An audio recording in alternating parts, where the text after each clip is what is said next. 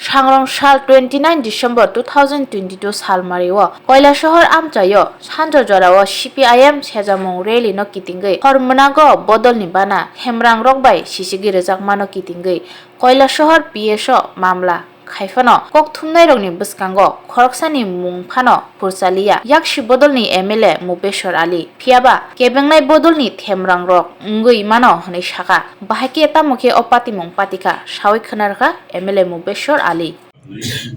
বিষয়টা হচ্ছে আমরা রাস্তাতে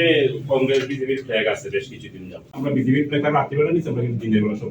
পরিষ্কার হয়ে গেছে দিনের বেলা আমরা মনে থাকে তারা রেখে দিবে তারা ভালো আর কি স্যার আমি আমার কথাটা একটু স্যার আমরা লিগ্যাল প্রসেস ইনিশিয়েট করছি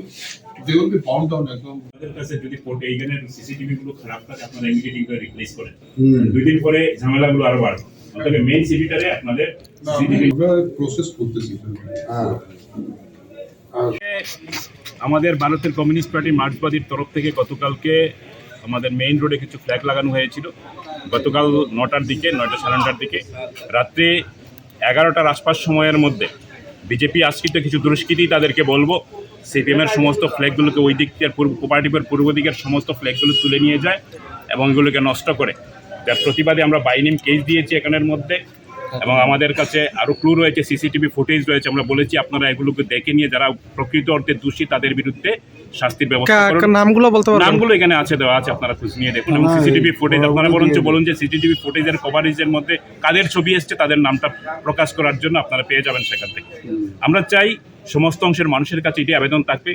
এই যে আসন্ন নির্বাচনটা সামনে আসছে এই সময়ের মধ্যে দাঁড়িয়ে আমাদের শান্তির যে পরিবেশটা আছে কৈলাসহরের এই শান্তির পরিবেশকে অশান্ত করার যারা চেষ্টা করছেন আমরা আশা রাখবো কোনো রাজনৈতিক দলের নেতৃত্বরা তাকে প্রশ্রয় দেবেন না এ ধরনের কর্মীদের বিরুদ্ধে শাস্তি নেওয়ার জন্য তারাও সেখানে উদ্যোগ গ্রহণ করবেন সেই প্রত্যাশা আমরা তাদের প্রতিও রাখছি এবং আমরা পুলিশকে বলেছি দুষ্কৃতীদের চিহ্নিত করে শাস্তির ব্যবস্থা করতে হবে আর না হলে পরে বামপন্থীরা কৈলাসহরের মধ্যে স্বাভাবিকভাবে বিষয়টাকে মেনে নেবেন।